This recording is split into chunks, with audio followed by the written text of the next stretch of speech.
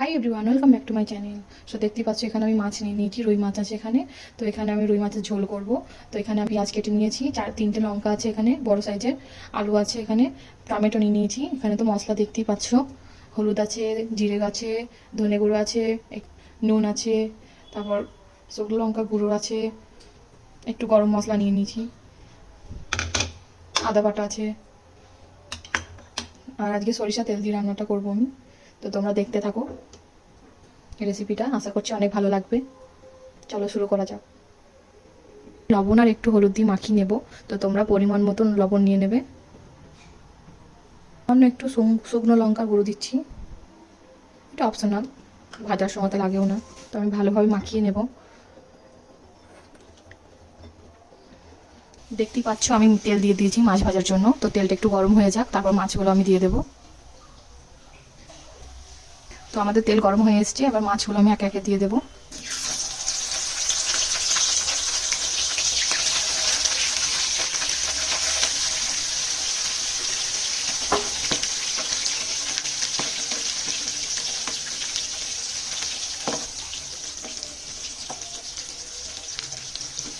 আমি এখানে দুজনের মতো রান্না করছি, তার জন্য 5 পিস মাছ নিয়ে নিয়েছি।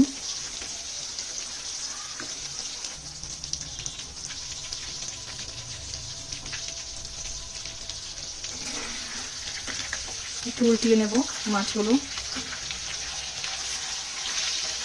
দেখতেই পাচ্ছ কত সুন্দর উঠে যাচ্ছে। তো মাছগুলো আমি বেশি কড়া করে ভাজবো না, হালকা ভেজেই তুলে নেব।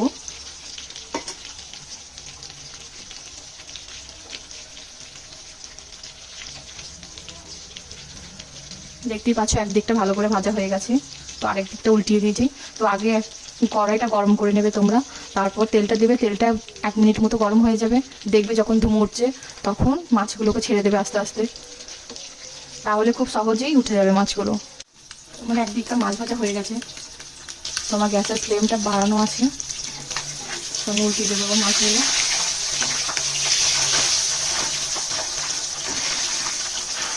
দেখতেই পাচ্ছ আমার একদিকটা মাছ ভাজা হয়ে গেছে।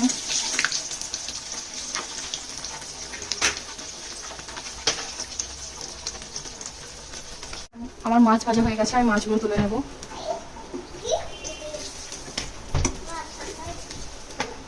দেখতেই পাচ্ছ আমার মাছ ভাজা হয়ে গেছে। আমি গ্যাসটা অফ করে দেবো। তো আমি এখানে গ্যাসটা অফ করে দিয়েছি, আমি তেলটা চেঞ্জ করে নেব।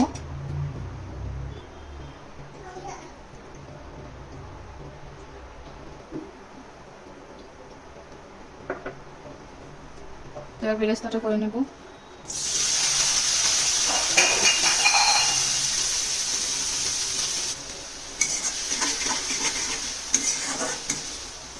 তো বেরেস্তাটা হালকা গোল্ডেন ব্রাউন কালারের হয়ে গেলে তখন আমি ওর মধ্যে আলুটা দিয়ে দেবো।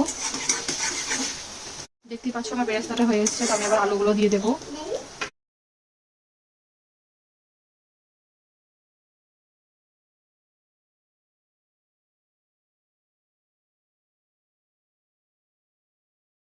আলুটা হালকা গোল্ডেন ব্রাউন কালারের হয়ে গেলে মশলাগুলো অ্যাড করে দেবো।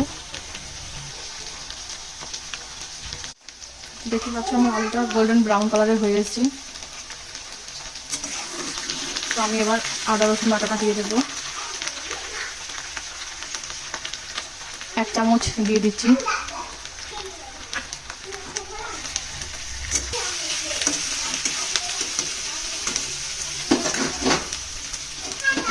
গ্যাসের ফ্লেমটা একটু আস্তে দিয়ে দেবো। হালকা সামান্য একটু জল দিয়ে দেবো, যাতে বেরেস্তাটা লেগে না যায়। তো এবার মশলাগুলো অ্যাড করে দেবো।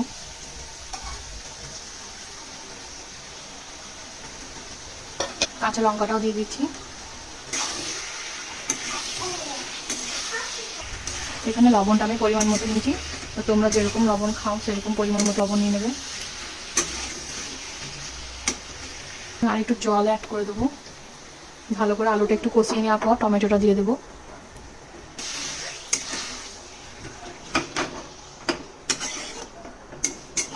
একটু কষতে হবে মশলাটা।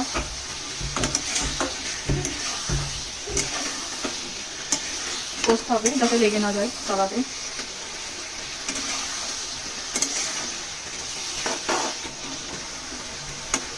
তো মোটামুটি আমার মশলা কষানো হয়ে গেছে। তো এবার টমেটোটা অ্যাড করে দেবো। এবার টমেটোটাও একটু কষে নেব।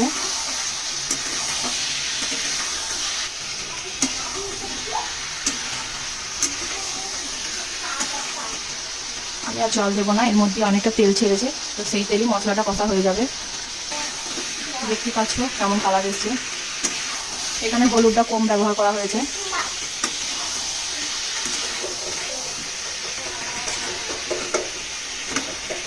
তো মোটামুটি আমার মশলা কষানো কমপ্লিট হয়ে গেছে, টমেটো সেদ্ধ হয়ে যাচ্ছে।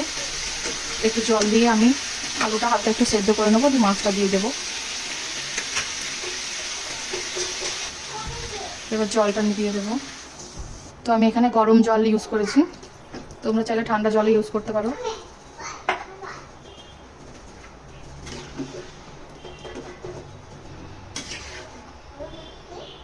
দেখতেই পাচ্ছ কত সুন্দর কালার ছেড়েছে।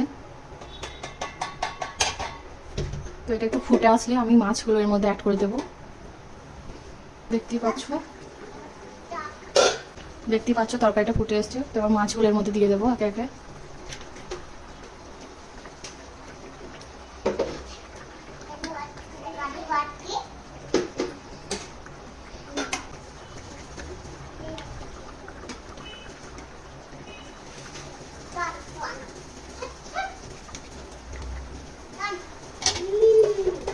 তো আমি ঢাকা দিয়ে দেবো আলুটা সেদ্ধ হওয়ার জন্য। 5 মিনিটের মতো ঢাকা দেওয়া থাকবে। তো দেখতেই পাচ্ছ আমার মাছ রান্না হয়ে গেছে। তো এখানে আমি হালকা জিরে গুঁড়ো দিয়ে নামিয়ে নেব। এর আগে 2বার আমি চেক করেছি ঢাকনা খুলে, এটা জাস্ট ফ্লেভারের জন্য দেওয়া হলো। তোমরা যারা টক ঝাল খেতে ভালোবাসো অবশ্যই তোমরা ট্রাই করে দেখবে, আশা করছি অনেক ভালো লাগবে।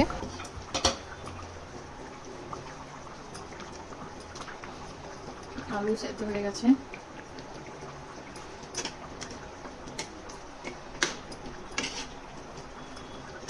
তো আমি এবার নামিয়ে নেবো তরকারিটা। তো আমি নামিয়ে সার্ভ করে নিয়েছি। দেখতেই পাচ্ছ কত সুন্দর কালারটা এসেছে। তোমরা যারা নতুন রান্না শিখছো তারা অবশ্যই এই রেসিপিটা ট্রাই করো, অনেক ভালো লাগবে। এই মাছের ঝোলের রেসিপিটা যদি ভালো লেগে থাকে লাইক কমেন্ট সাবস্ক্রাইব করে দিও। বাই, দেখা হচ্ছে আবার নেক্সট ভিডিওতে।